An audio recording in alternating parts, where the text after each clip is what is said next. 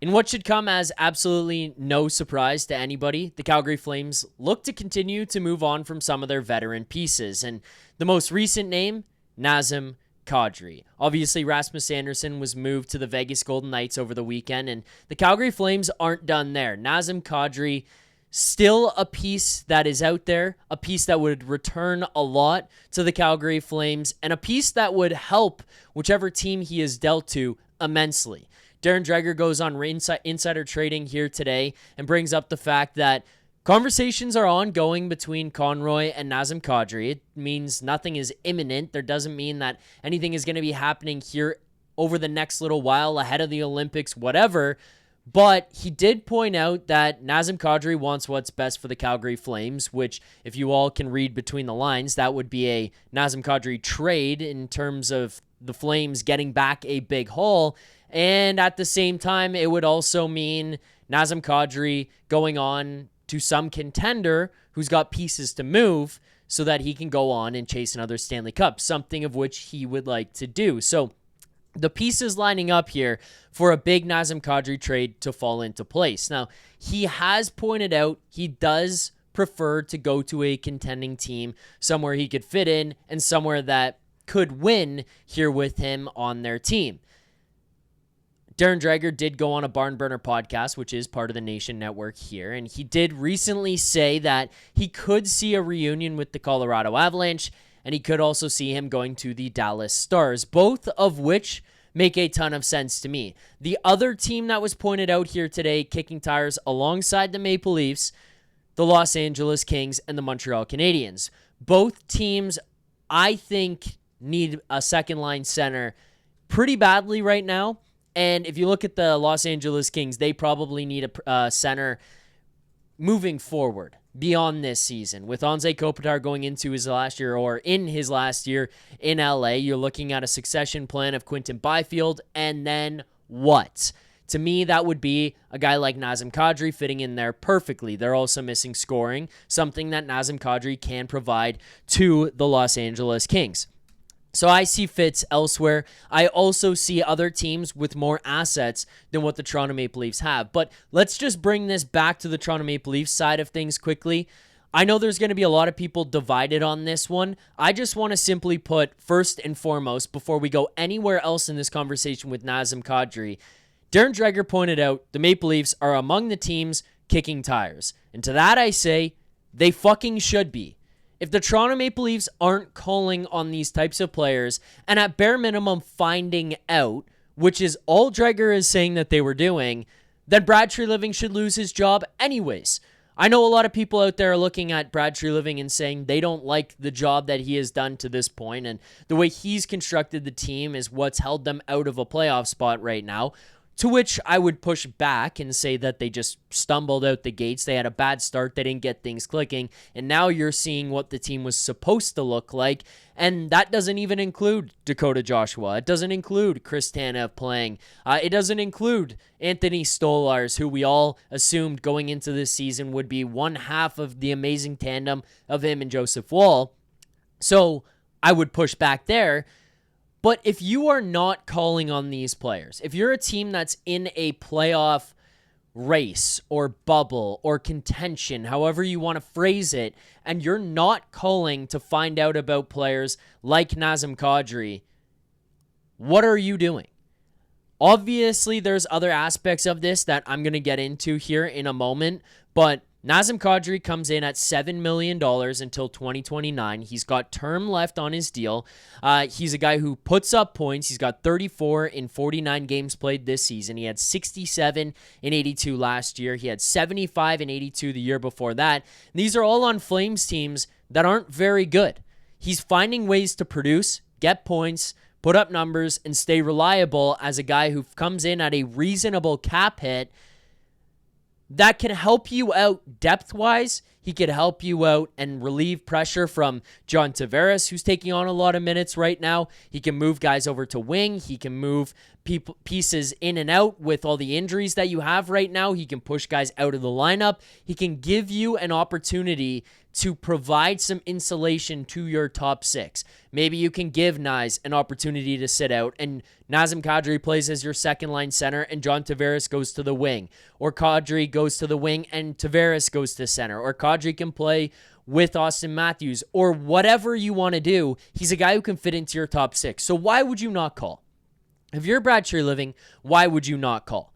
Now, let's get to the realistic side of things here with the Nazem Kadri conversation.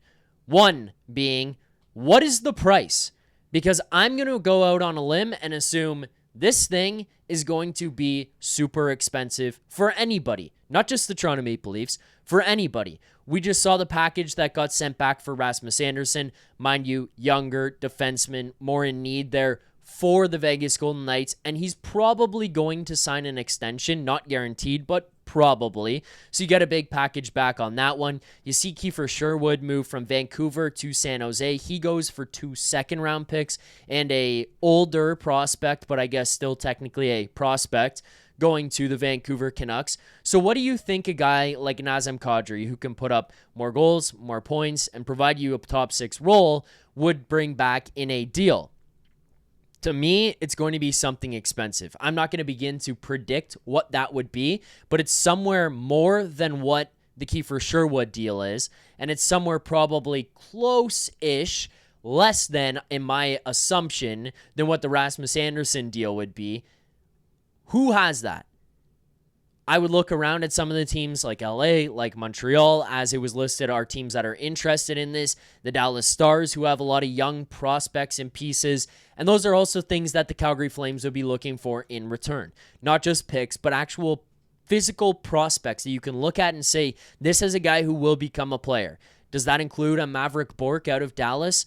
I don't know if it's in a Nazem Kadri deal, but maybe that's something that Dallas will have to move on from to insulate their top six and to bolster their lineup. So you're going to look at these picks and prospects that are going to be more high end than I think what the Maple Leafs have. So that's the first part of it. What are they asking for, and do the Leafs have it in general? The second part of that conversation of the trade cost on its own is, what is the Maple Leafs tax? Because we know with every team involved, not just Calgary here, which I'll touch on in 1 second, but every team around the NHL, they love to use the Maple Leafs to drive up the price. Oh, the Maple Leafs are kicking tires. Oh, the Maple Leafs are involved here. Oh, maybe there's a little bit of interest from that team over there in Toronto. And next thing you know, the price of the player starts going up and up and up and up. Oh, Toronto checked in on this guy. Price goes up. Oh, Toronto is feeling this one out and they're involved in the conversation. Price continues to go up. So that's one side of things. And then the second is Brad Treliving is involved in this deal. And the Calgary Flames are involved in this deal. This has not been a pretty divorce from when they left. And trying to circle back and call his ex-girlfriend has been a little bit tough because they seem to hang up over and over and over again, and it takes them like the 15th call for them to finally answer. And then they only let him get a word or two out before they hang up and he's got to call back 15 times again. It's a tough battle for Brad Treliving to have any type of reasonable conversation with the Calgary Flames. And I'm not just pulling that out of my ass. We heard that that is the case based on the conversations that were had surrounding Rasmus Andersson and what the Maple Leafs thought was happening last season at the trade deadline when they were trying to acquire him. They thought they were close. They thought they had a good opportunity to get the player. And then the Flames kept driving up the price on the Maple Leafs, saying it's going to be this, plus this, plus this, plus this, plus this. And it started to get out of control to the point that the Leafs are looking around saying, I don't think anyone else other than us has to play this. We're done. We're out. We're not playing this game. We're not paying this tax. We're out of this. And they left Rasmus Andersson alone. I don't get the sense that the Calgary Flames are going to go into this one and be like, Brad, it's all right. We've changed our tune. We're not going to do that anymore. They were obviously kicking tires on Andersson. That price got out beyond what they were willing to pay. He goes to Vegas. Why would they do this any differently to the Toronto Maple Leafs? Why would that happen any differently with Nazem Kadri? So that's the question I have there. And then the final thing for me is, if some team is going to get super horny right now and they're going to try to jump the gun and make this trade before the Olympics, I love Nazem Kadri. I think he would be super helpful to this group. I don't know if it's in the best interest of the organization and the next couple of years of this team to be going and just dumping picks and prospects into Nazem Kadri to bring him here right now. Now, I mean, the other side of this, to play devil's advocate, is that he does have terms, so you're not just getting him for this run. But I guess what I'm kind of looking at is, you've got Scott Laughton expiring. You have Bobby McMahon expiring. You have a couple of years left on the Austin Matthews deal. You've got guys who are dealing with some pretty significant injuries right now. Dakota Joshua, Chris Tanev, Matthew Nyes is battling through something. William Nylander can't stay healthy right now. Anthony Stolarz is trying to make his way back, but even he can't stay healthy. Your goaltending has been just decimated with injuries over the last couple of seasons. Are you really willing to push your chips all in right now? Because I think a Nazem Kadri trade makes a lot of sense for Colorado's, for Dallas, for an LA Kings. I don't know how much it's going to make sense if the price continues to go up and up and up, and you're looking at prospects going back, picks going back, of which you don't really have that much of right now. Does it make that much sense as the Toronto Maple Leafs to be going gung-ho on a Nazem Kadri trade ahead of the Olympics? This is a guy who's familiar with the city. If there's anybody who could wait and then come back here at the deadline and just fit in seamlessly, it's him. So if he's still around by then, maybe that makes the most sense. Or if they say, actually, yeah, we're willing to go on some cheaper deal and you could jump on it right away, sure.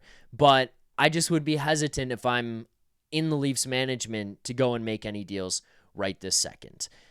That's all for the update there. Darren Dreger did obviously say this on Insider Trading on TSN, bringing up the fact that trade discussions ongoing between between Nazem Kadri and Conroy, not the Maple Leafs. The Maple Leafs did kick tires, though, among other teams on Nazem Kadri, and those other teams would include the LA Kings, the Montreal Canadiens, Colorado Avalanche, the Dallas Stars, and your Toronto Maple Leafs. So, interesting stuff. We'll be tracking it all here on the channel. Make sure to hit that like button, subscribe. More to come, including Leafs Morning Take every morning, Monday through Friday, 11 a.m. Eastern Time at Leafs Nation After Dark, following every game. Thanks for watching. Thanks for liking. Thanks for commenting. See you guys soon. Keep believing. For more content just like this, including game previews, post-game live shows, Leafs Morning Take, Monday through Friday with Nick Alberga and Jay Rosehill with special guests, as well as instant reaction videos. Make sure to be subscribed here to the Leafs Nation YouTube channel. Turn on notifications so you don't miss anything, and drop a like.